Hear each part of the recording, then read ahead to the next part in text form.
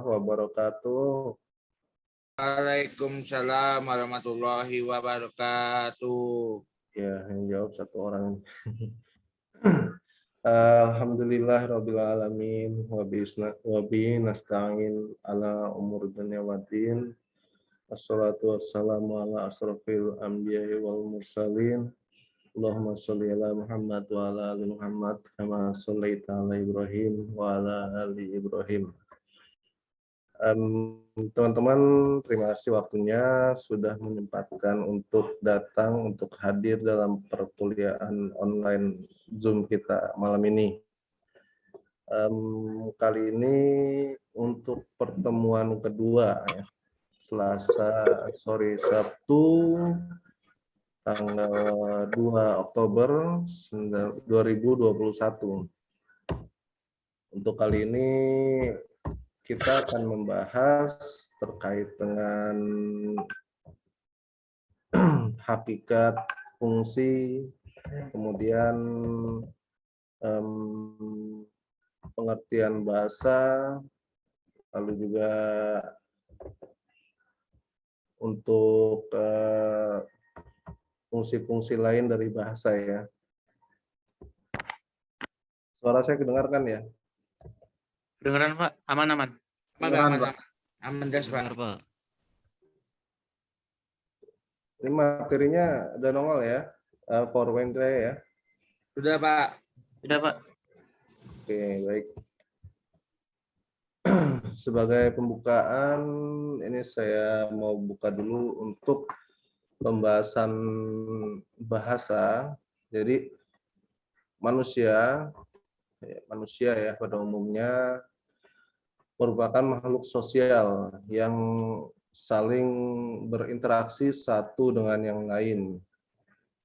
Wujud interaksi tersebut bisa berupa atau dapat tercermin dalam bentuk komunikasi.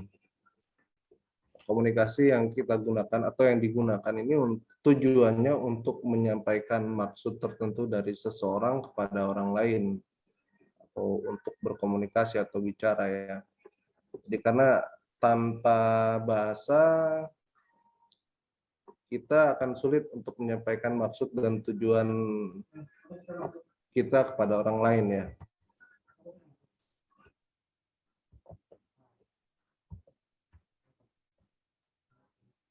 Kemudian dengan bahasa juga kita akan sulit mengadakan hubungan dalam pergaulan sehari-hari juga. Setiap negara mempunyai ciri khas masing-masing bahasa. Ada ya seperti yang teman-teman ketahui, bahasa Cina, bahasa Arab, bahasa Inggris, bahasa Jerman, Perancis, bahasa Afrika, itu mempunyai ciri khas masing-masing dan sebagai identitas dari bangsa. Untuk bahasa Indonesia sendiri diambil dari bahasa Melayu, ya, yang kemudian diresmikan pada tanggal 28 Oktober 1928 dan tertuang dalam Sumpah Pemuda yang berbunyi, ya teman-teman udah tahu ya, kami putra-putri Indonesia menjunjung bahasa Persatuan Indonesia.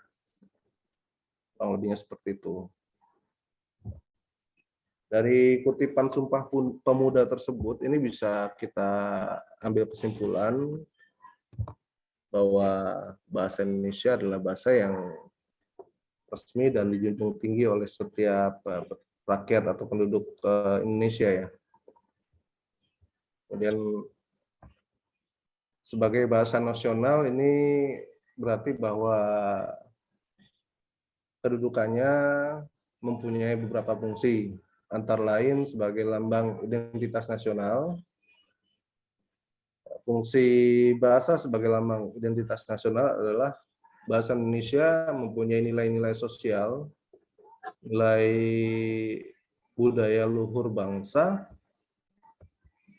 Lalu dengan adanya nilai tersebut mencerminkan bahwa bangsa Indonesia mempunyai ciri khas dan karakter tersendiri ya. Karena itu kita wajib menjaga dan jangan sampai ciri khas kepribadian kita ini tidak tercermin dalam kehidupan sehari-hari, dalam pola komunikasi kita sehari-hari. Nah, tentunya untuk dalam hal mempraktikkan pemakaian bahasa Indonesia ya sebagai bahasa persatuan.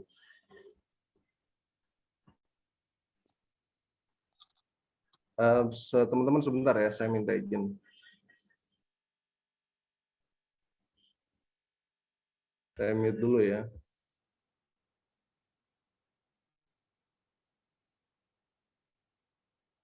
Sebagai alat, maksudnya sebagai alat perhubungan, Indonesia ini kan memiliki banyak suku bangsa, suku bahasa yang berbeda-beda. Tentunya akan sulit berkomunikasi dan menyampaikan pendapat jika menggunakan bahasa daerahnya masing-masing. Maka dari itu diperlukanlah bahasa persatuan atau bahasa Indonesia agar nantinya kita dapat berkomunikasi untuk segala aspek kebutuhan yang akan kita jalani. Di pemerintahan, semua kebijakan dan strategi yang berhubungan dengan ideologi, politik, ekonomi, sosial, budaya, pertahanan, keamanan itu mudah diinformasikan kepada warga atau kepada sesama wakil rakyat dengan memanfaatkan atau dengan menggunakan bahasa Indonesia. Jadi sebagai alat perhubungan, bahasa Indonesia ini sangat perlu, sangat wajib digunakan agar terciptanya pola komunikasi yang teratur atau yang mudah dimengerti. Kemudian selain alat perhubungan, ini juga sebagai alat pemersatu bangsa yang memiliki peran yang sangat penting karena digunakan sebagai alat perekat nasionalis warga Indonesia untuk selalu setia kepada negara Kesatuan Republik Indonesia. Dengan melihat kondisi negara kita yang luas ya, luasnya negara kita, maka tidak heran Indonesia memiliki keberagaman suku dan budaya. Tentunya memiliki keberagaman suku bahasa juga, maka diperlukan bahasa persatuan, bahasa pemersatu yang bisa membuat seluruh warga negara yang berada di wilayah Kesatuan Republik Indonesia bisa mengerti dan memahami satu sama lainnya. Nah, sekarang tugas kita ini sebagai warga, sebagai anak bangsa, penerus mengembalikan bangsa Indonesia kepada fungsi yang sesungguhnya.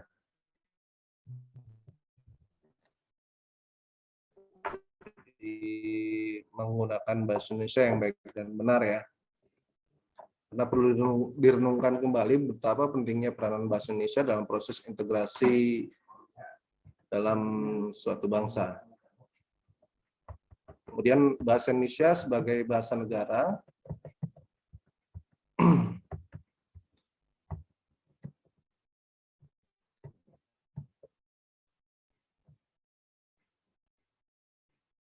bahasa Indonesia sebagai bahasa negara artinya bahasa resmi, bahasa yang resmi digunakan dalam kegiatan-kegiatan kenegaraan, kegiatan resmi, kegiatan keagamaan. Ya, oleh karena itu harus digunakan sesuai dengan kaidah, tata tertib, cermat, dan masuk akal. Jika kita menggunakan bahasa Indonesia, itu harus lengkap dan baku ya untuk penggunaan atau untuk digunakan sesuai dengan kaidah dan tata tertib bahasa Indonesia sendiri. Tingkat kebakuannya pun diukur dengan aturan kebahasaan dengan aturan logika pemakaian.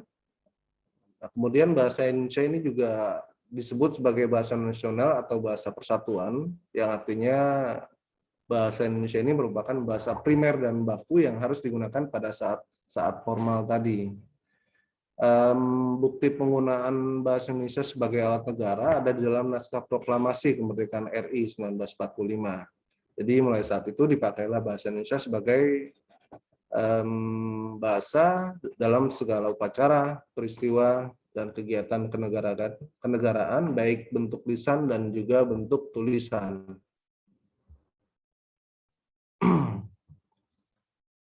Selanjutnya, sebagai pengembangan kebudayaan nasional dan ilmu serta teknologi. Kedudukan bahasa dalam sebagai bahasa negara ini dibuktikan dengan penyebaran ilmu pengetahuan dan juga penyebaran teknologi, baik itu melalui buku pelajaran, buku-buku populer seperti buku-buku karya tulis, sastra, cerpen, kemudian majalah-majalah ilmiah atau media cetak lainnya. Karena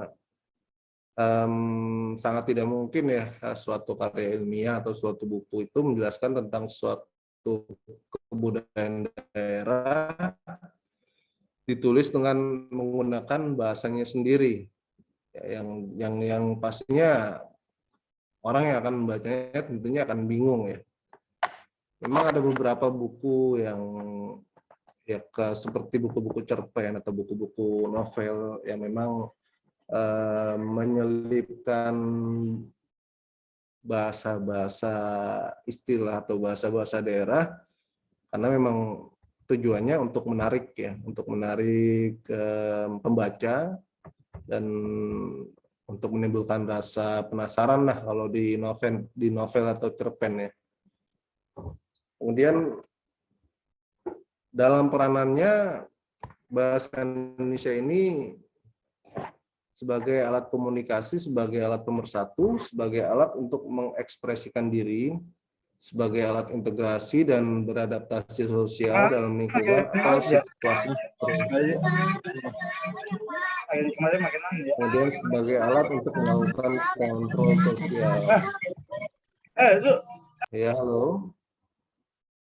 Itu yang apa di mute dulu tuh, sorry. Maaf yang baru join ya itu ya, belum di mute ya.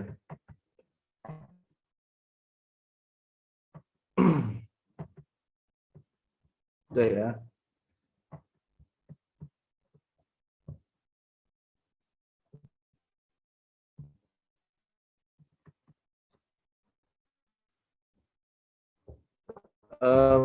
Fungsi bahasa Indonesia ya.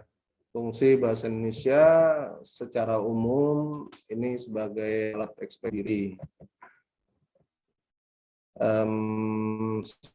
Secara khusus sebagai alat komunikasi dalam bersosialisasi. Jadi secara umum bahasa ini alat untuk mengungkapkan perasaan atau mengekspresikan diri. Jadi bahasa ini mengungkapkan secara terbuka segala sesuatu yang terat dalam hati dan pikiran kita. Contohnya bisa lewat surat ya, karena kan sekarang lebih sudah canggih, jadi untuk komunikasi bisa melalui telepon atau melalui instant messaging ya, seperti WhatsApp dan lain-lain. Sebagai alat komunikasi, ini secara umum bahasa merupakan saluran maksud seseorang yang melahirkan perasaan dan memungkinkan masyarakat untuk bekerja sama pada saat menggunakan bahasa sebagai alat komunikasi. Jadi memiliki tujuan agar para pembaca atau pendengar ya, ini di dalam sebagai contoh para pembaca khususnya untuk di buku-buku atau di media cetak ya, atau pendengar di media elektronik atau media sosial verbal dan non verbal verbal. Komunikasi secara verbal dilakukan menggunakan alat media, itu tadi buku, ya kan, atau dengan lisan. Dalam contohnya kalau untuk lisan itu seminar atau dalam diskusi publik. Non verbal, kalau untuk non verbal dilakukan melalui simbol, isyarat, kode, dan bunyi. Ada yang bisa kasih contoh? Ini saya Sony Setiawan.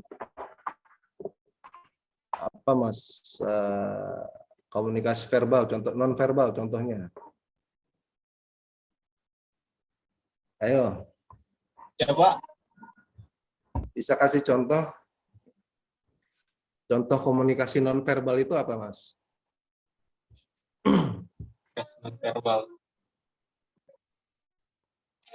Saya Pak. Mas Agus. Ya, ya apa? Semisal coba aja jawab aja dulu. semisal sandi Morse gitu ya Pak. Ya, itu isyarat ya namanya ya. Itu isyarat. Ya kan, isyarat itu banyak, maksudnya komunikasi isyarat itu banyak contohnya di kegiatan pramuka ya, atau dalam mencari jejak itu kan termasuk komunikasi juga. Atau kalau kita lihat di TV itu kan yang suka di pojok bawah atau pojok atas itu yang tangannya main, itu kan komunikasi isyarat juga. Nah, kalau orang-orang tua dulu kita pakai kentongan. Di kampung-kampung kan pakai kentongan. Ada yang maling, ada yang orang meninggal, atau ada kejadian-kejadian yang heboh lah, atau mau ngadain rapat pun kadang pakai kentongan ya sebagai tanda, sebagai komunikasi.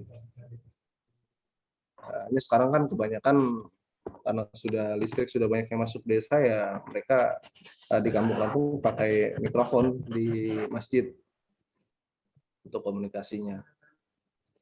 Gitu. Kalau di jalan-jalan itu tanda baca, rambu-rambu, ya kan. Kemudian lampu merah, lampu traffic light, lalu zebra cross, itu merupakan simbol. Itu media komunikasi juga, hanya saja non verbal. Itu karena merupakan bentuknya simbol, ya, kode, atau ya banyaklah contoh-contoh lain yang bisa kita lihat ya. Tanda S ya, disilang itu kan, atau tanda-tanda lain ya, itu salah satu contoh komunikasi nonverbal. Kemudian bahasa Indonesia ini sebagai alat berintegrasi dan beradaptasi sosial, digunakan pada saat beradaptasi di lingkungan sosial. Seseorang akan memilih bahasa yang digunakan tergantung situasinya dan tergantung dengan kondisi yang dihadapi. Saya ulangi ya, sebagai alat berintegrasi dan beradaptasi sosial, bahasa Indonesia ini digunakan dengan tujuan untuk beradaptasi di lingkungan sosial. Seseorang akan memilih bahasa Indonesia yang digunakan tergantung situasi dan kondisi yang dihadapi. Nah, ini saya mau tanya dengan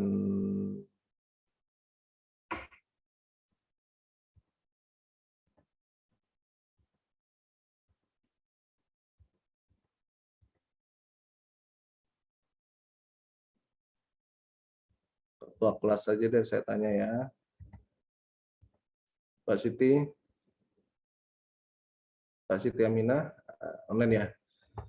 Sebagai alat berintegrasi dan beradaptasi sosial pada saat kita dalam kondisi di suatu lingkungan ya, lingkungan tertentu, Ini kita akan memilih bahasa yang digunakan tergantung situasi dan kondisi yang dihadapi. Nah, ini pengertiannya gimana, Mbak? Bisa kasih penjelasan coba deh, teman-teman.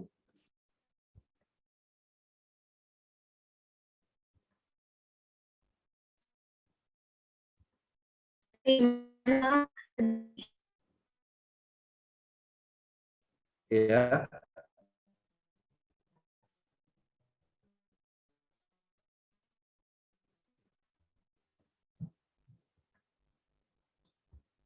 Jaringannya lagi jelek ya mungkin.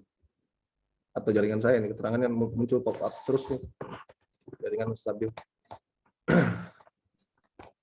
Jaringannya lagi jelek kayaknya Oh, Mbak Amina itu, Pak. ya, oke deh. Saya jelasin. Jadi maksud sebagai alat integrasi dan beradaptasi sosial, sebenarnya kita sudah sering ya maksud, kalau contohnya kalau teman-teman ini kan Jawa Barat ya, umumnya pakai bahasa Sunda, ya kan. Tiba-tiba hiking lah ya atau backpacker atau apa ya, jalan-jalan ke Jawa Tengah ya, Jawa Timur, otomatis kan di sana kan bahasanya sudah beda ya. Nah, kita sebagai orang Indonesia otomatis akan menggunakan pola integrasi dan adaptasi sosial. Dalam artian kita coba gunakan bahasa Indonesia atau bahasa Jawa semampu kita atau kita biasanya sih pakai ini ya, ada guide-nya ya untuk komunikasi dengan warga setempat. Ya, kulo atau panjenengan atau ya gimana lah bahasa Jawa gitu ketika kita di Jawa. Jadi tujuannya untuk menghormati atau untuk untuk mempermudah kita dalam berkomunikasi. Karena siapapun akan senang ya kalau bahasa daerah atau bahasanya itu digunakan oleh orang lain, khususnya oleh orang-orang yang bukan dari daerahnya. Ya kayak contohnya kalau ada artis datang ke Indonesia, ya kan, artis pakai bahasa Indonesia, halo Indonesia apa kabar, tuh yang nonton aja langsung teriak-teriak pakai bahasa Indonesia dong, segitu aja seneng ya kan. Dan itu hafalan mereka juga. Ya, jadi itu maksudnya ya, sebagai alat untuk adaptasi sosial. Kemudian sebagai kontrol sosial, bahasa Indonesia ini mempengaruhi sikap tingkah laku serta tutur kata seseorang. Nah, kontrol sosial ini dapat diterapkan pada diri sendiri dan juga masyarakat. Lalu fungsi bahasa secara khusus mengadakan hubungan dalam pergaulan sehari-hari. Karena ya kita makhluk sosial, tidak lepas dari hubungan komunikasi dengan manusia lainnya. Komunikasi yang berlangsung bisa menggunakan dua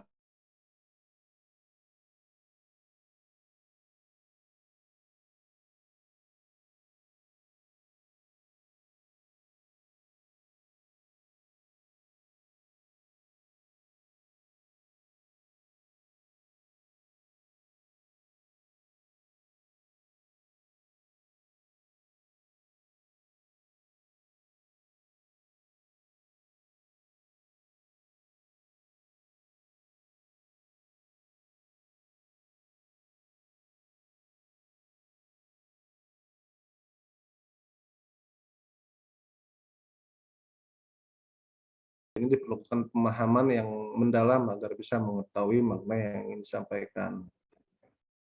Seperti tadi yang saya jelaskan, untuk bahasa seni itu berbagai macam ragamnya.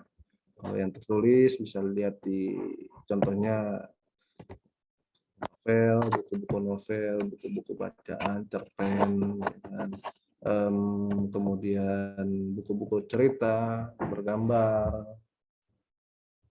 Kalau anak muda mungkin apa ya, yang cerpen Jepang itu ya, ada tulisan-tulisan dan gambarnya. Kalau saya dulu Kung Fu Boy, itu salah satu contoh yang ditulis dalam sastra. Kemudian media seni lainnya yang tidak tertulis seperti tarian-tarian, ya kan. Nah, di tarian ini kan memiliki makna, memiliki maksud dan tujuan, ya, karena ada pesan khusus yang ingin disampaikan dalam sebuah tarian ataupun lagu ya. Ya seperti contohnya pada zaman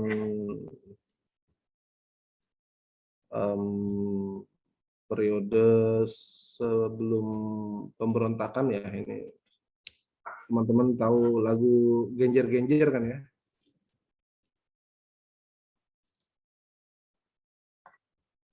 Ada yang tahu lagu Genjer-Genjer?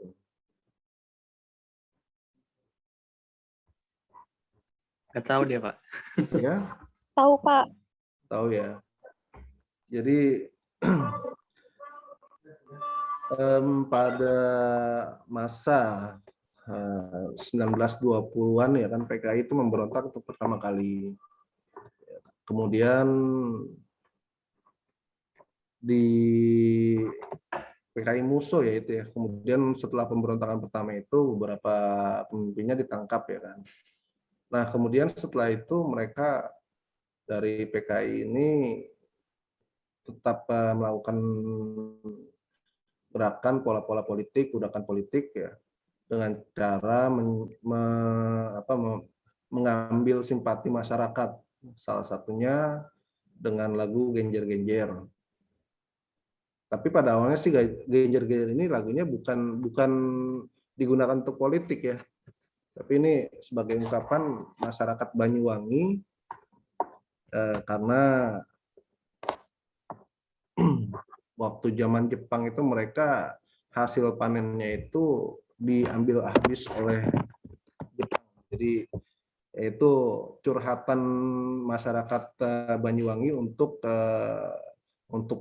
menjajah Jepang. Nah, pada masa PKI lagu ini dipakai untuk lagu politik karena dinilai oleh PKI mewakili simpatisan atau kalangan rakyat menengah dan bawah, juga kalangan petani.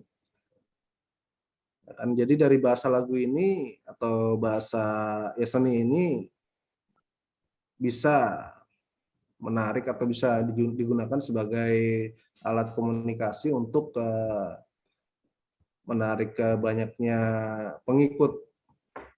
Sampai-sampai kan salah satu dari strateginya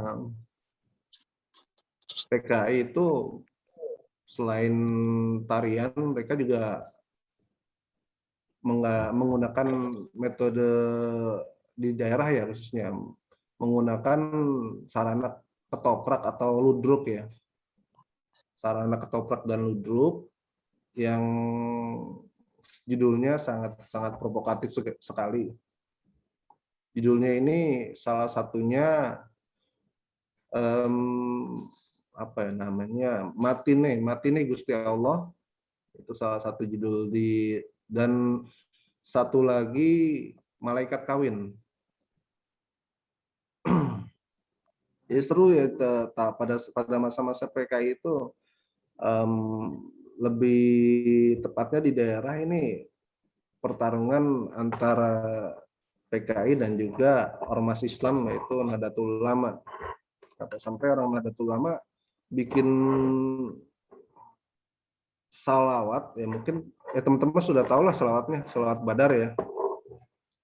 Salawat Badar itu dibikin sama orang NU, Habib siapa saya lupa namanya. Jadi tujuannya untuk melawan untuk sebagai tandingan lah, sebagai tandingan untuk mempengaruhi masyarakat agar tidak ikut oleh strategi PKI tersebut. Nah, itu salah satunya. Kemudian sebagai bahasa secara khusus ini sebagai metode atau sebagai media untuk mempelajari bahasa kuno. Jadi dengan mempelajari bahasa kuno, kita bisa mengetahui peristiwa dan kejadian di masa lampau. Lalu untuk mengantisipasi kejadian yang mungkin atau dapat terjadi kembali di masa yang akan datang, atau hanya sekedar memenuhi rasa keingintahuan tentang latar belakang dari suatu hal. Oke. Mas Faiz, bahasa kuno apa Mas? Ada contohnya? Bisa kasih contoh nggak? 1, 2. Gimana, Bahasa Pak? kuno di Indonesia, bahasa kuno di luar negeri, contohnya bisa kasih tahu? Kalau sepengetahuan saya tuh contohnya bahasa kuno kayak bahasa isyarat gitu, Pak, mungkin, Pak. Atau kayak menggunakan lambang-lambang gitu, kayak di batu ada tulisan-tulisan zaman dulu Ya. gitu mungkin. Kalau dulu kita kenal bahasa-bahasa kuno apa namanya? Ada huruf-huruf apa gitu? Aksara mungkin, Pak. Iya, itu kayaknya deh. Sekerta, Pak. Ya, Sanskerta, Palawa, ya kan. Kemudian bahasa Nagari, nah itu bahasa Nagari cikal bakal bahasa Indonesia.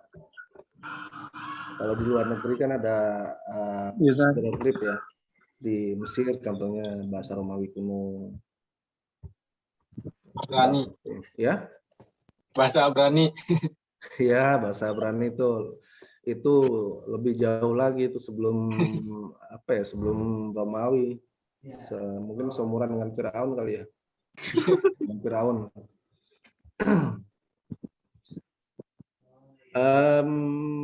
Bahasa Ibrani ya dari nama Nabi Ibrahim bukan ya? Jadi Abramik ya, bahasa Abramik ya. Nah, itu salah satu bahasa kuno juga. Cuman sampai sekarang hanya beberapa orang yang paham ya bahasa Ibrani ya. Biasanya itu orang-orang Yahudi, rabi-rabi Yahudi, atau yang memang mahasiswa atau ilmuwan ahli yang mempelajari bahasa Aramik.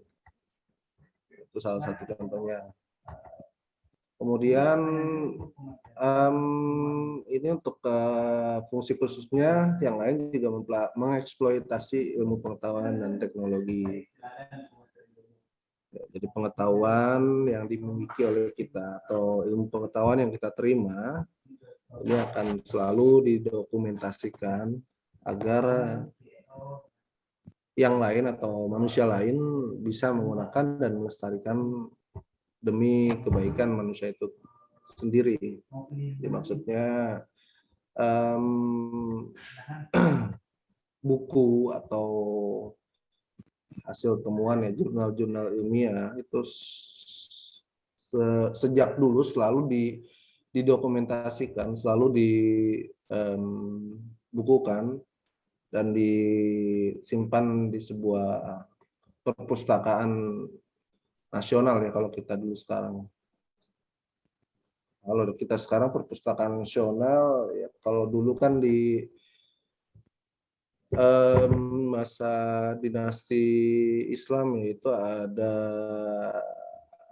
namanya, ada yang tahu? Saya lupa nama Arabnya apa ya. Dinasti Abbasiyah itu, yang di Baghdad yang dibakar sama Mongol, itu apa namanya?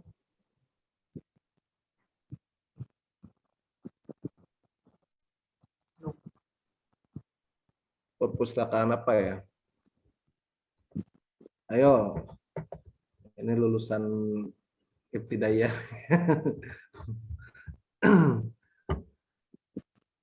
Ada yang tahu?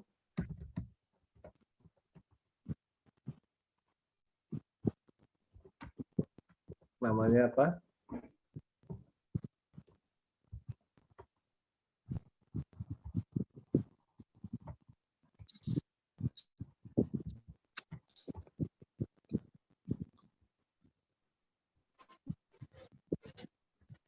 Baitul Hikmah. Baitul Hikmah. Ya, koneksinya Baitul cepat Hikmah, itu Pak. berarti tuh. Koneksinya Cing, lagi cepat ya.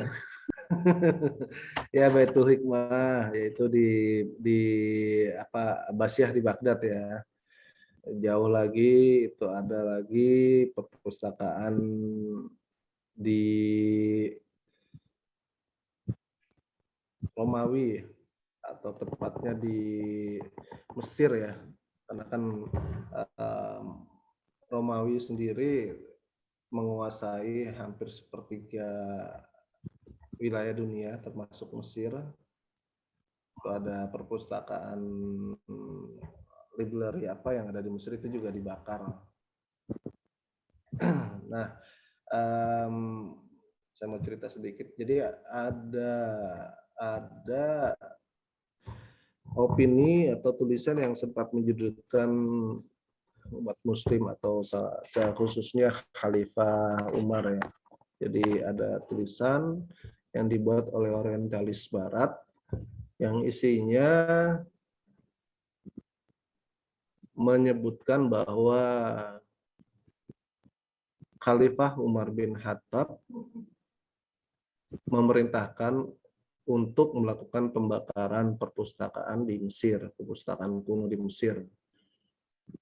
Kenapa kuno? Karena itu dianggap isinya adalah hasil karya dari filsafat-filsafat kuno, contohnya filsafat Yunani ya, atau Aristoteles, yang lain-lain lah.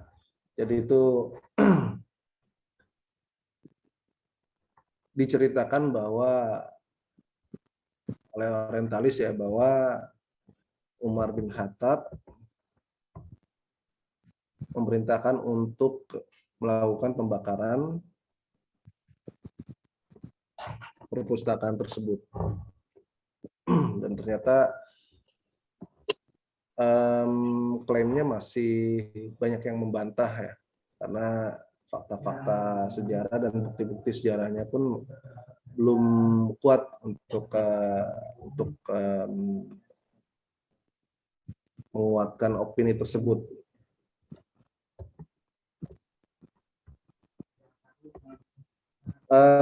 Menurut Mulyati dan Awi dan kawan-kawan, ini penulis ya, menurut mereka bahasa Indonesia sebagai bahasa resmi kenegaraan, kemudian bahasa Indonesia sebagai alat penghantar dalam dunia pendidikan, bahasa Indonesia sebagai penghubung tingkat nasional untuk berbagai kepentingan, dan bahasa Indonesia sebagai pengembangan kebudayaan nasional dan ilmu teknologi ya.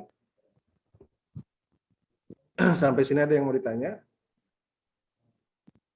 bertanya Pak. Ya silakan. Suara kecil. Halo. Siapa nih? Nama Is, sebutin. Pak. Pak Is.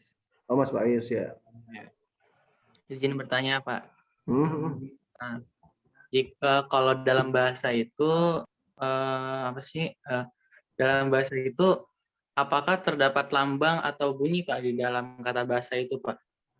Lambang atau Bunyi. bunyi? Uh, Tentunya ada, karena ini tapi ada maksud dan kepentingan khusus ya, karena lambang dan bunyi itu masuk ke dalam kategori komunikasi tertulis ya. Jadi seperti tanda seru, tanda tanya, itu kan mengandung isyarat bahwa kalimat tersebut itu penting, kalimat tersebut itu serius, kan? Dan harus diperhatikan. Apalagi kalau tulisannya semua huruf kapital ya, itu kan menandakan si penulisnya itu ingin menyampaikan suatu hal dengan maksud yang lebih serius lah, lebih keras lagi. Kalau orang marah-marah biasanya kalau ngechat atau tulis di status atau apa ya, atau kita lagi di sosmed itu pakai huruf kapital semua itu biasanya. Itu kan kita tahu sendiri kalau yang pakai kapital ya antara dua sih, antara dua dia nggak ngerti ya kan maksudnya pakai huruf kapital semua, atau itu dia sedang emosi, menunjukkan emosinya gitu Mas Bais. Siap, Pak. Syukran, Saya terima. sambil ngopi ya, nggak apa-apa kan? Iya, Pak. Maaf Pak, mau Saya tanya. Ya, menanggapi yang tadi Mas Faiz tanyakan, bisa nggak kalau misalkan seandainya setiap huruf itu memiliki karakter dari seperti yang tadi Mas Faiz bilang, misalkan huruf H itu melambangkan apa kewibawaan gitu Pak. Terus kalau itu kalau huruf I itu biasanya sesuatu yang I itu yang imut, mungil gitu Pak. Oh, baik. ada yang mau jawab nggak teman-teman? Sebelum saya yang jawab, kita ambil diskusi aja.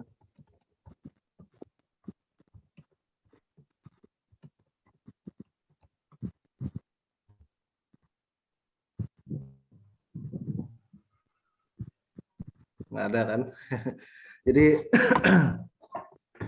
huruf sendiri ya khususnya huruf bahasa Indonesia ya. Bahasa Indonesia ini dalam alfabet atau konsonannya ini memang tidak memiliki makna atau maksud tertentu. Jadi A ya A, B ya B, kecuali mungkin dari tulisan tangan ya itu baru kita bisa tahu ada karakter dari seseorang yang menulis, atau juga dari isi yang ditulis ya satu kalimat atau satu paragraf gitu, atau dari nama biasanya ini menjurus ke apa, ke ramalan atau apa ya, nama A itu kan mengandung apa gitu kan, nama B mengandung apa maknanya, lebih ke apa ya, lebih ke kalimatnya saja sih. Kalau untuk huruf per hurufnya sendiri tidak ada makna tertentu gitu, makna khusus gitu, Mas. Saya siapa Pak yang Budi Pak, pengen tanya Pak. Ya silakan. Budi Pak. Ya silakan Mas Budi. Iya Pak, tadi kan disampaikan ada bahasa kuno ya, diantara ada Sanskerta, Ibrani, dan lain-lain. Kalau sampai saat ini gitu kan di dunia ini, apakah ada bahasa yang termutakhir atau bahasa yang baru gitu, yang baru dibuat gitu kan? Terus sebenarnya Bahasa yang baru bahasa-bahasa dibuat ya. yang muncul gitu misalnya, atau satunya lagi itu bahasa itu sebenarnya yang memulai itu siapa gitu, apakah ada yang menciptakan gitu, dan itu orangnya orang mana? Kalau di Indonesia misalnya yang menciptakan bahasa Jawa itu siapa, dari mana gitu. Ada nggak Pak kalau yang begitu? Ya. Terima kasih. Oke. Teman-teman ada yang mau bantu jawab dulu? Saya Pak coba jawab Pak. Ya silakan Mas. Bahasa yang terbaru yang saya tahu itu ada sebenarnya seperti bahasa alay gitu ya. Ya, Yang terus. bikin ya kaum alay. Gitu. Ya, boleh. Ada lagi Betul yang nggak, lain? Pak? Ada yang lain mungkin mau nambahin. Yang perempuan nggak pernah kedengeran suaranya ini.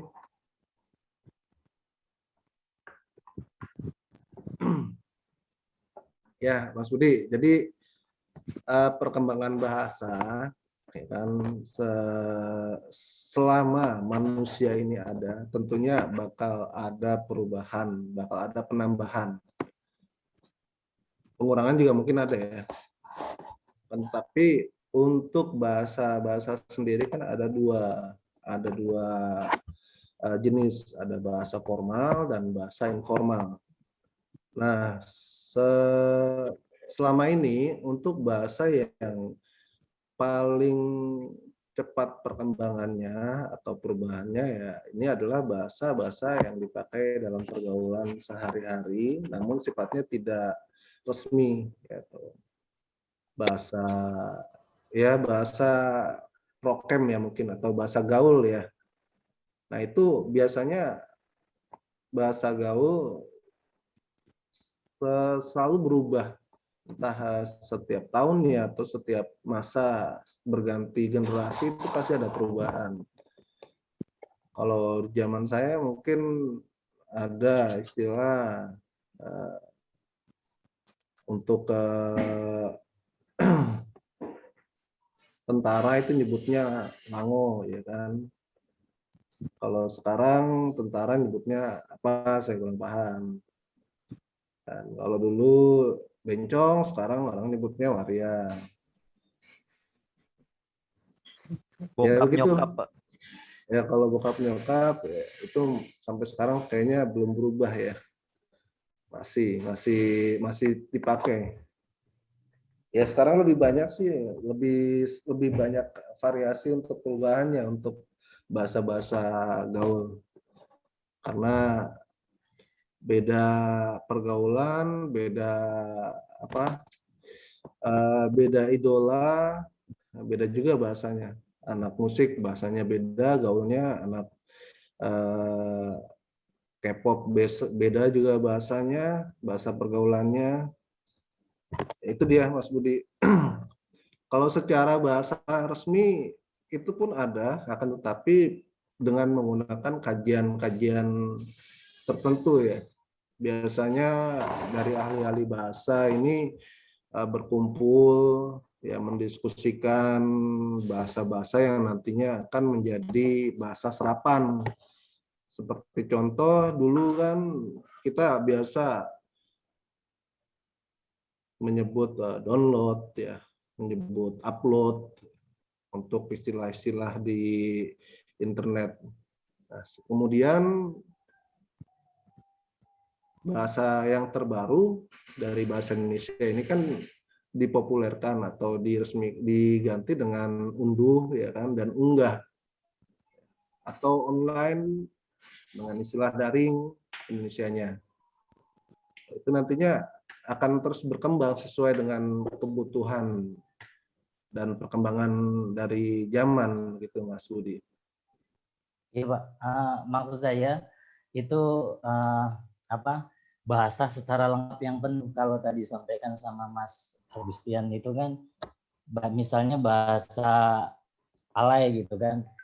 Bahasa alay itu kan dia tetap menggunakan bahasa Indonesia atau bahasa Jawa atau bahasa Sunda, tapi yang ditambahkan dengan kata-kata baru gitu kan. Yeah. Nah, yang saya tanyakan itu ada nggak satu bahasa baru lengkap gitu, kayak buat percakapan, tapi ini bukan bahasa Indonesia, bukan bahasa Jawa, tapi murni muncul bahasa baru yang semuanya itu sempurna gitu. Itu tuh ada nggak di dunia?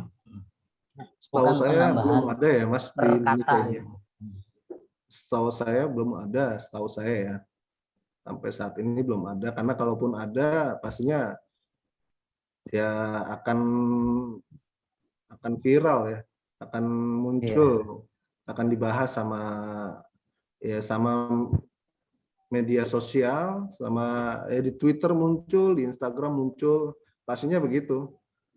Setahu saya belum ada. Nah, terkait misalnya bahasa sendiri, ya, diketemukan bahasa atau penemu bahasa pertama kali sampai sekarang itu hanya ditemukan bukti-bukti tertulis. Kalau untuk menemukan bahasa atau siapa yang pertama kali menciptakan bahasa itu tidak ada bukti ilmiah yang sampai saat ini ditemukan. Karena perkembangan manusia ya kan, dari zaman ke zaman ini ada dua rujukan, merujuk kepada kitab suci dan merujuk kepada tulisan ilmiah dari ilmuwan. Kalau kitab suci kita tahu sendiri kan, kita sendiri mengimani kalau bahasa sendiri itu sudah ada sejak manusia di surga malah, bukan di dunia ya, di surga. Karena Nabi Adam sendiri di surga sudah menggunakan bahasa, ya entah bahasa Arab mungkin atau bahasa apa, saya kurang paham. Nah, yang jadi permasalahan ketika manusia diturunkan ke bumi, Nabi Adam dan Siti Hawa, kemudian beranak pinak, ya, dari anaknya kan yang generasi pertama itu 4 orang itu Habil dan Qabil, ya. Dari Habil dan Qabil sendiri kan kemudian menyebar berbagai keturunan. Nah, karena peristiwa pembunuhan yang dilakukan oleh anak laki-laki Nabi Adam alaihissalam, kemudian kan berpisah ya kan, berpisah dari bapaknya. Dan entah setelah itu ada perubahan bahasa atau ada bahasa-bahasa lain yang digunakan, itu kita nggak tahu ya. Sampai akhirnya kan proses penyebaran manusia ini kan sudah tidak hanya di wilayah Arab, di Afrika, kemudian di Eropa, Asia, dan bahasa-bahasanya tentunya bermacam-macam ya, dari isyarat yang mereka gunakan dan lain-lain. Gitu Mas Budi. Ya, Pak. Saya ingin bertanya, Pak. Terima Ya. kasih, Pak. Untuk aturan huruf kapital semua itu ada aturannya tidak, Pak? Sedangkan yang saya tahu kan untuk penulisan judul huruf depannya saja yang huruf kapital, terus awalan kata huruf depannya saja, bahkan nama juga huruf depannya saja yang kapital. Ya, baik, kalau untuk huruf kapital, Mas Sony ya. Ya, Mas Sony, untuk huruf kapital ini biasanya ditulis kalau kita di surat-surat, yaitu lebih seringnya dipakai untuk instansi atau pemerintahan. Jadi di sini maksudnya di penulisannya, contohnya kementerian atau kelurahan atau kecamatan. Nah, itu biasanya di awal, di surat awal paling atas itu menggunakan huruf kapital semua yang menunjukkan instansi. Atau biasanya untuk surat selebaran, pengumuman, itu atasnya kan ada ditulis huruf kapital dengan pengumuman huruf besar semua. Gitu. Gitu Mas Sony. ya. Berarti Untuk penulisan lain ya biasanya umumnya ditulis di awal-awal. Kalau untuk nama huruf besar, apalagi untuk kalau kita pakai untuk awal kalimat dalam petikan langsung, misalnya orang itu menasihati anaknya, kata pertama di O itu orang, itu menggunakan huruf besar, kemudian dilanjut koma, dan orang itu menasihati anaknya, tanda kutip, berhati-hatilah nak. Nah, di dalam tanda kutip di awal kalimat itu berhati-hati menggunakan B-nya besar. Atau kalimat yang menunjukkan bahasa yang contohnya awas, kalau kita di cerpen biasanya kan menggunakan bahasa maksudnya huruf kapital semua. Ya. Intinya kalau di cerpen ya untuk sebagai untuk menarik pembaca ya, sebagai bagian dari alur cerita lah agar lebih menarik lagi. Nah, kalau di nama-nama otomatis ya, otomatis nama-nama itu menggunakan huruf kapital. Nah, selain itu juga kan untuk huruf kapital besar penggunaannya disesuaikan dengan kebutuhan penulisan saja. Tapi rata-rata sih untuk penulisan huruf kapital itu di awal. Mas Sony. Gitu. Atau singkatan ya biasanya juga ya dengan huruf kapital ya. KPK, DPR, gitu Mas. Izin bertanya Pak, Ya, Mas Alif ya. untuk hubungan bahasa dengan pengembangan teknologi itu seperti apa ya Pak? Bahasa dengan pengembangan teknologi.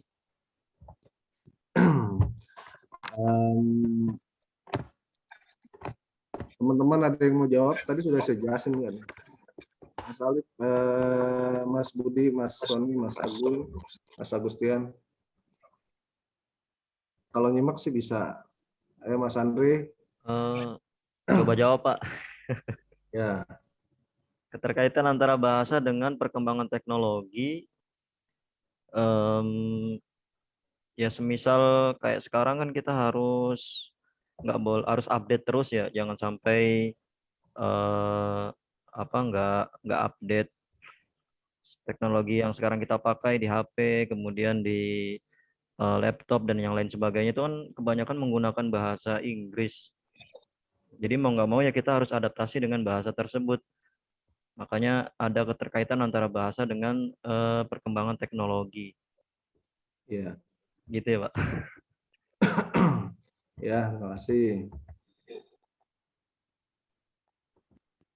Gimana Mas Alif? Puas nggak? Puas sama jawabannya? Masih kurang puas? Ya cukup. Cukup ya. Ya, Jadi tujuannya sendiri kan bahasa sebagai pengembangan kebudayaan nasional, intinya ya, intinya untuk iptek, ilmu pengetahuan teknologi, kemudian kebudayaan, kemudian untuk kajian-kajian ilmiah.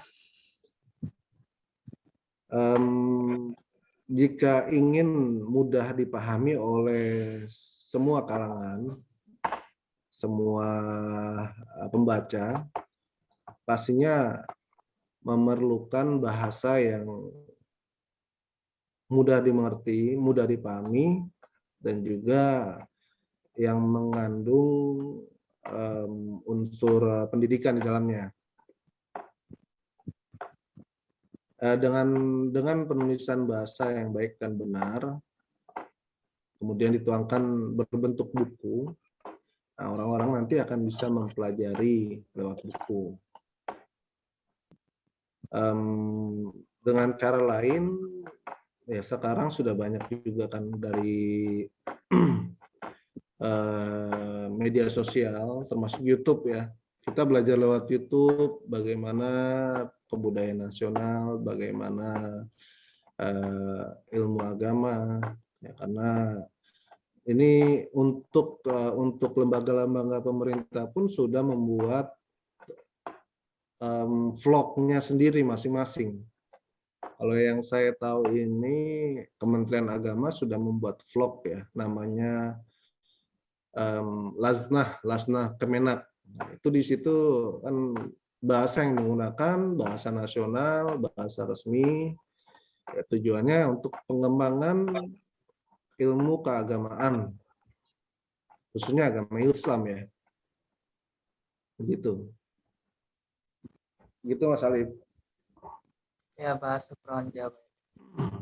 Izin bertanya, Siapa? Adi Ginanjar, Pak.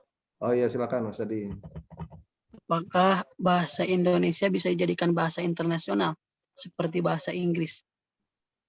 Nah, ada yang mau jawab dulu? Yang lain? Bisa, Pak. Tapi harus jadi negara adidaya dulu kayaknya. Ya. Ayo lagi. Arab jadi bahasa Indonesia internasional loh, tapi dia nggak adidaya.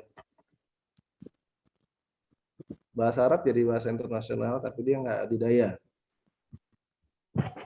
Mungkin karena bahasa Arab bahasa kuno yang sampai dengan saat ini masih terjaga, Pak. Ya, boleh. Karena Ya. faktor kemajuan negara juga mungkin Pak. Kemajuan negara. Ya, kemudian Pak izin jawab, Pak. tergantung banyaknya negara yang memakai bahasa tersebut. Seperti bahasa Indonesia kan yang memakainya Malaysia, Brunei, ya kan, Pak? Bener nggak, Pak? Kalau bahasa Arab kan sudah banyak, bukan negara Arab Saudi saja yang memakainya.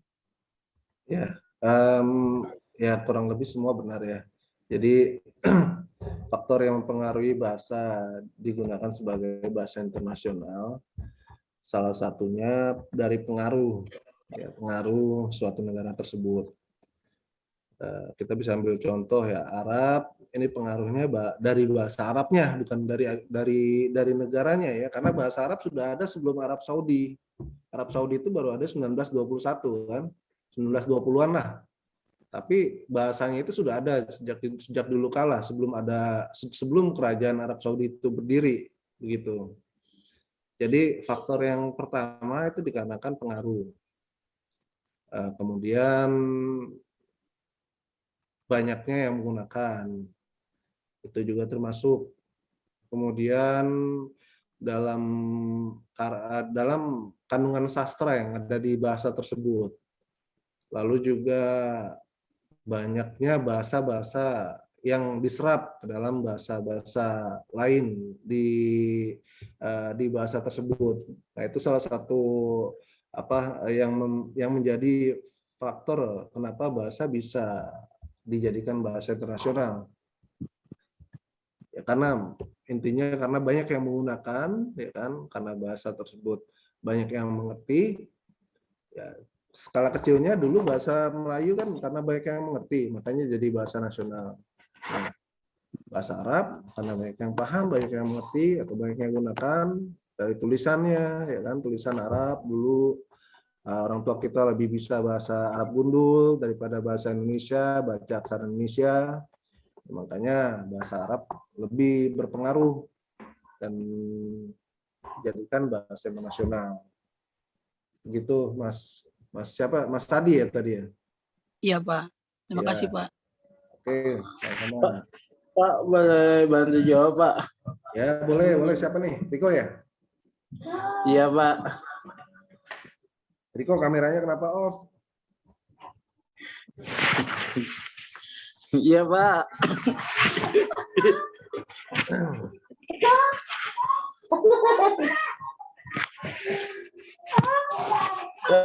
Mau bantu jawab, Pak? Oh, ya. Untuk bahasa Indonesia sebagai bahasa internasional ya. Mungkin menurut saya tuh gini, Pak. Mungkin kalau dari teman-teman yang ada di internasional yang menyukai Indonesia dan Indonesia gampang dipahami, mungkin itu bisa menjadi bahasa internasional. Tetapi kalau bahasa kita itu susah untuk dipahami, susah dimengerti, dan tidak ada yang suka, bagaimana menjadi bahasa internasional? Sedangkan ya, yang lain pun tidak suka dengan bahasa kita gitu, Pak. Itu menurut saya itu gitu, Pak. Iya. Kalau lebihnya mohon maaf. Ya, makasih Riko. Ya kurang lebih nggak jauh beda ya, Mas Riko. Bang Riko. Semakin banyak yang pakai, semakin banyak yang paham, kemudian semakin banyak bahasa Indonesia yang dijadikan karya tulis ilmiah yang sifatnya sudah mendunia ya, jurnal-jurnal internasional.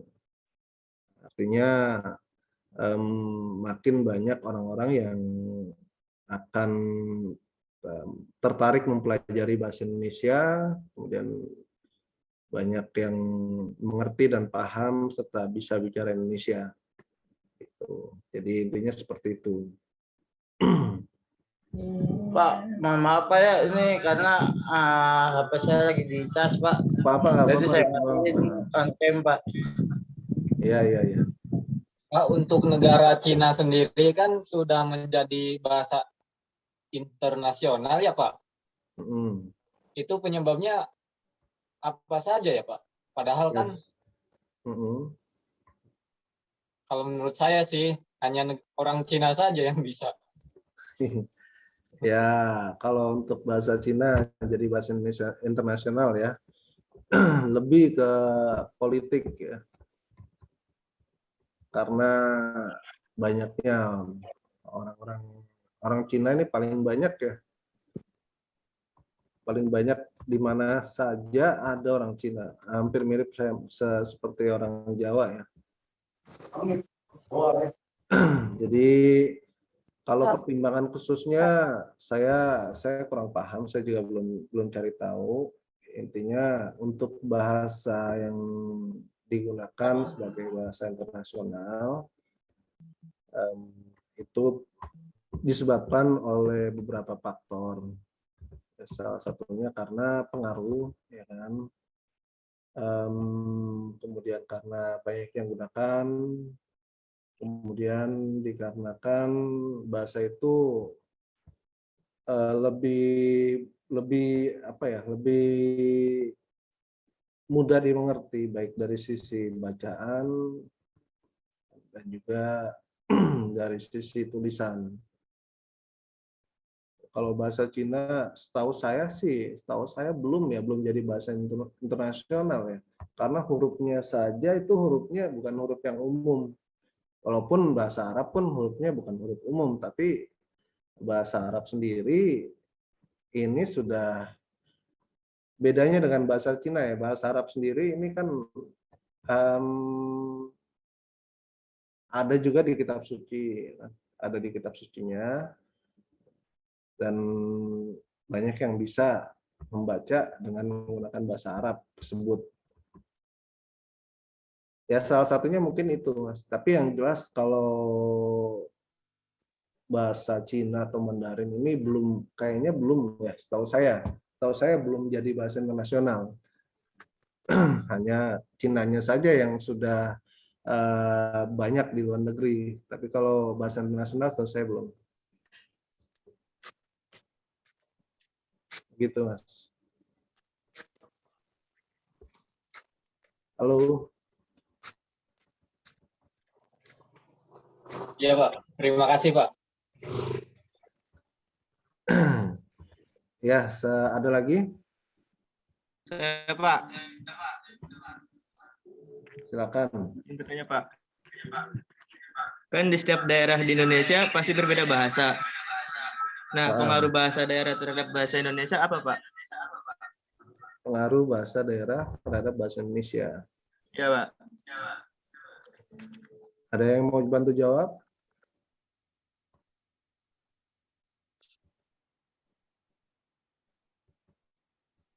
Yang lain ada yang mau jawab dulu?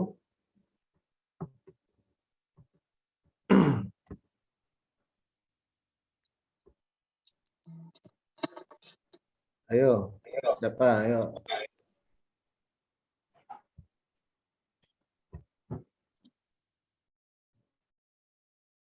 Oke, pengaruh bahasa daerah ya.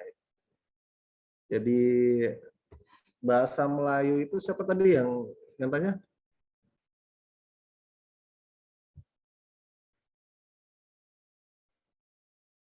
Yang tanya siapa tadi? Ya, Pak. Ahmad Firdaus. Ahmad Firdaus ya.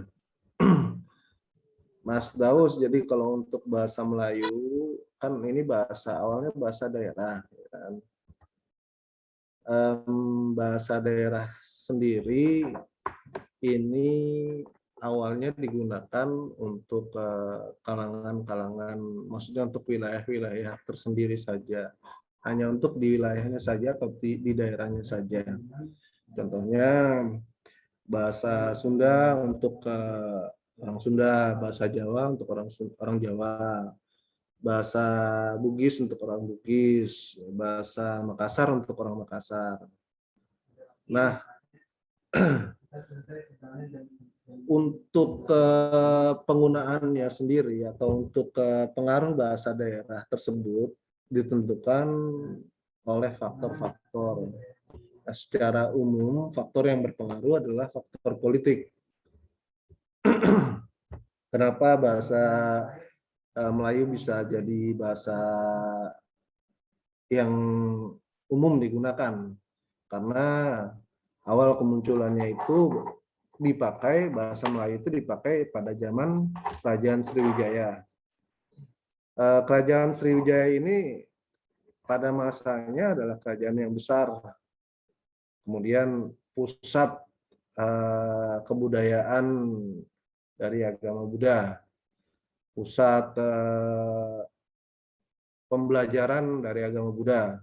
Jadi orang-orang di luar Indonesia pun banyak yang belajar ke Sriwijaya untuk belajar belajar agama Buddha gitu.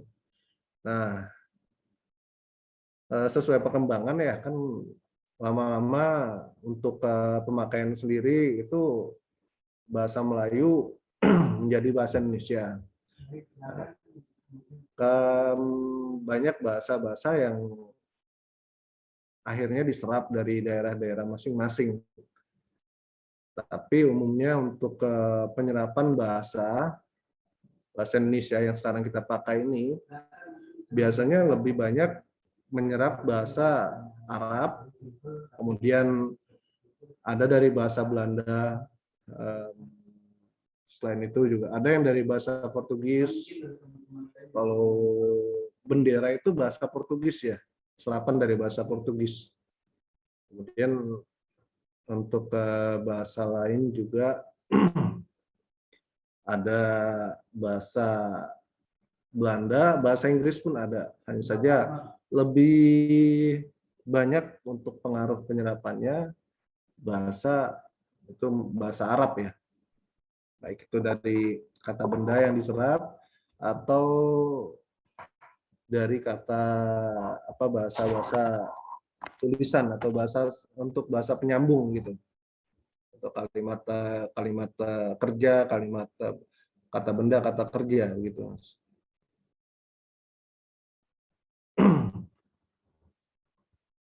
Oke, ini udah bentar lagi jam 8. Kesimpulan, jadi bahasa sendiri ini adalah alat komunikasi bagi manusia baik secara lisan maupun tulisan. Bahasa berperan penting dalam memajukan pembangunan masyarakat dalam berbagai aspek kehidupan yang akhirnya mendorong kemajuan dalam pembangunan bangsa. Sebab bahasa memiliki kedudukan fungsi sebagai perisai pemersatu yang belum pernah dijadikan sumber permasalahan oleh masyarakat pemakainya yang berasal dari berbagai ragam suku daerah. Kemudian bahasa juga merupakan salah satu faktor pendukung kemajuan suatu bangsa, karena bahasa merupakan sarana untuk membuka wawasan terhadap ilmu pengetahuan dan teknologi yang sedang berkembang. Dengan bahasa, manusia akan lebih mudah untuk berkomunikasi, menggunakan bahasa Indonesia yang baik dan benar saat berkomunikasi, maka akan terbentuk dan terjalin interaksi sosial yang baik. Terakhir, kedudukan bahasa Indonesia sebagai bahasa persatuan artinya dapat mempersatukan seluruh masyarakat yang berbeda bahasa dan kebudayaan dengan satu bahasa yang sama, yaitu bahasa Indonesia. Untuk selanjutnya, saya mau menanyakan terkait soal tugas kelompok dan individu. Ini saya cek untuk yang online ada 37. Berarti 3 orang ya yang online ya.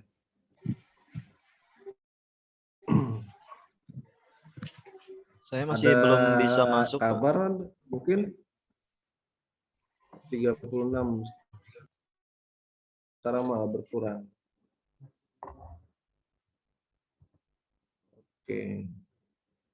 Ini ada yang dari awal sampai akhir ini nggak on cam ya, kenapa ya? Tidur kali Pak, tidur. Aduh kali Pak.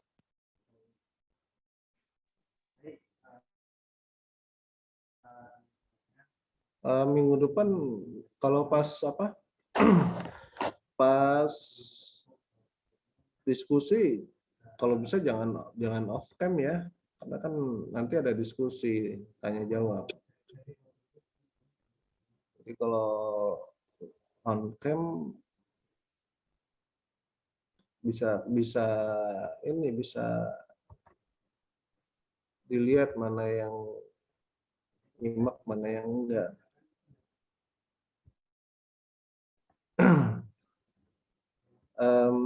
Oke, sebelum ini biar saya nggak bingung ya, saya coba absen.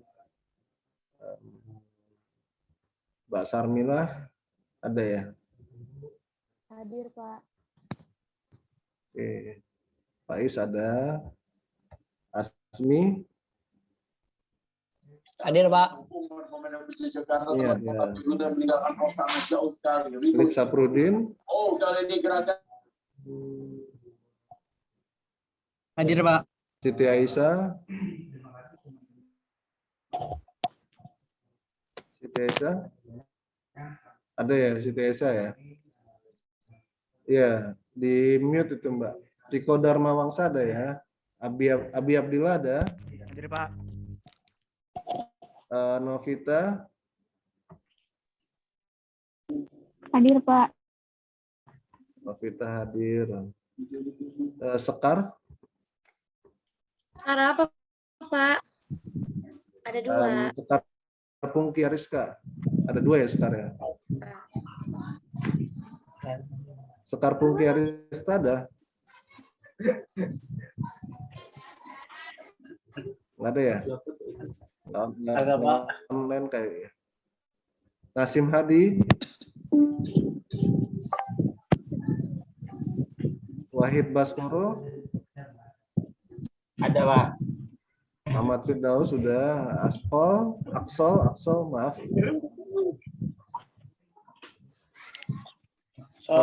Labib. Labib lagi nggak jaringan, Pak. Mary Ma'rifatullah. Oh. Pak izin, Pak. Muhyiddin. Tadi Labib bilang ke saya, dia udah online tapi nggak dapat jaringan, Pak, karena dia lagi di Bogor, Pak. Jadi izin, Pak, gitu. Oke. Zahra Ainul Hidayah ada? Hadir, Pak. Muhyiddin ada ya tadi ya? Atau yang lagi di Bogor Muhyiddin atau Mary? Mary di Jakarta, Pak. Belum. Oh, Mary hadir. Dia on, Pak. Cuma lagi ada acara keluarga. Oh gitu, oke. Zahra ada, Abdullah Khalid maksud saya, Nur Faizi. Enggak ada. Oke, Rahmat Nur Hidayat. Hadir, Pak, hadir. Andra Saharani. Siti Aminah. Hadir, Pak.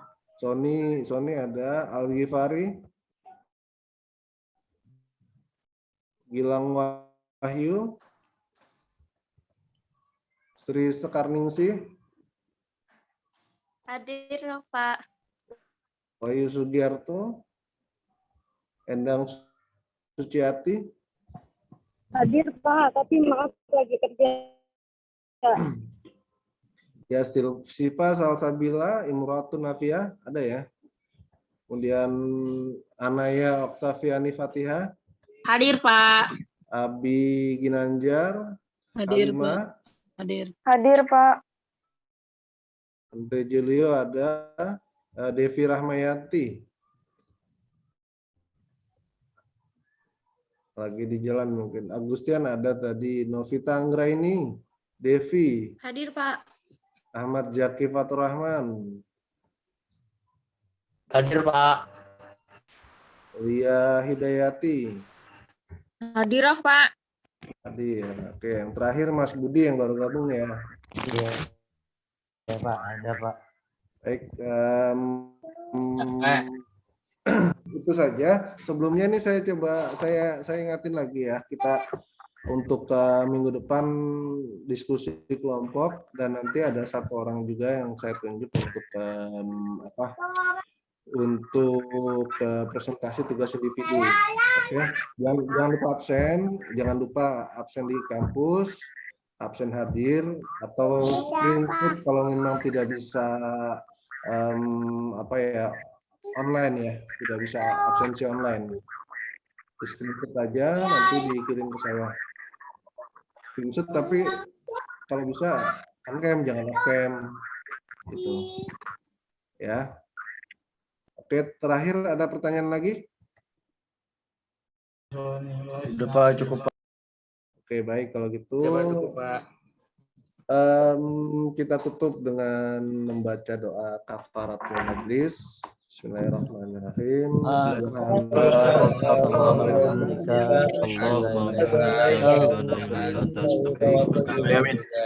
Terima kasih teman-teman atas waktunya. Iya, Pak. Makasih juga, Pak. Makasih Pak. Assalamualaikum warahmatullahi wabarakatuh. Pak, love you. Waalaikumsalam. Warahmatullahi Terima kasih, wabarakatuh. Pak.